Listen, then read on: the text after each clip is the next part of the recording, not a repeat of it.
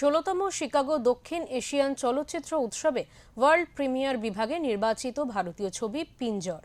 এর আগে সিডনির ভারতীয় চলচ্চিত্র উৎসবে ও টরন্টোর আন্তর্জাতিক ভারতীয় চলচ্চিত্র উৎসব এবং এশিয়ান চলচ্চিত্র উৎসব বার্সেলোনায় প্রদর্শিত হয়েছিল এই ছবি।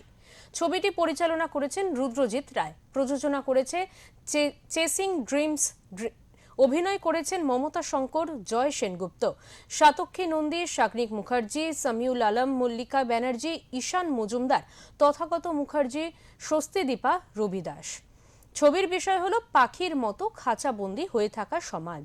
ডক্টর রুদ্রজিৎ রায়ের প্রথম পূর্ণদৈর্ঘ্য বাংলা চলচ্চিত্র পিঞ্জর এক মর্মস্পর্শী আরতি, স্বাধীনতা, বেঁচে থাকা ও অদৃশ্য খাঁচার গল্প। বাংলার গ্রাম্য প্রান্তর ও শহুরে গলির প্রেক্ষাপটে ছবিটি অবৈধ পাখি শিকার ও মানুষের অন্তর্গত বন্দিত্বের মধ্যে এক তীব্র সাদৃশ্য রচনা করে।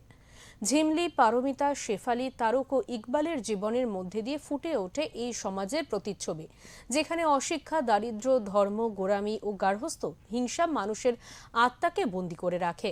জঙ্গলের পাখি যে জোর করে ধরে এনে খাঁচায় বেঁধে ফেলা হয়, সেই যেন এই সমাজের এক নীরব প্রতীক। সেখানে নিষ্ঠুরতা ও আত্মসমর্পণকে আমরা প্রতিদিনই স্বাভাবিক বলে মেনে নিই। 2 বছরের গবেষণা ও গ্রামীণ মানুষের অভিজ্ঞতা থেকে নির্মিত পিঞ্জর অবৈধ পাখি ধরার প্রথাকে দেখেছে বাস্তবতার চোখে, আবার কবিতার সংবেদন দিয়ে।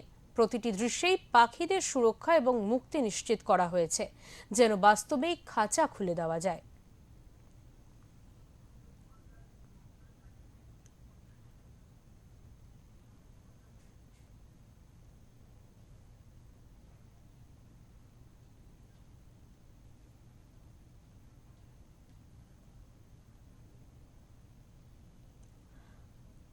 অঞ্জন চট্টোপাধ্যায়ের রিপোর্ট, ওঙ্কার বাংলা।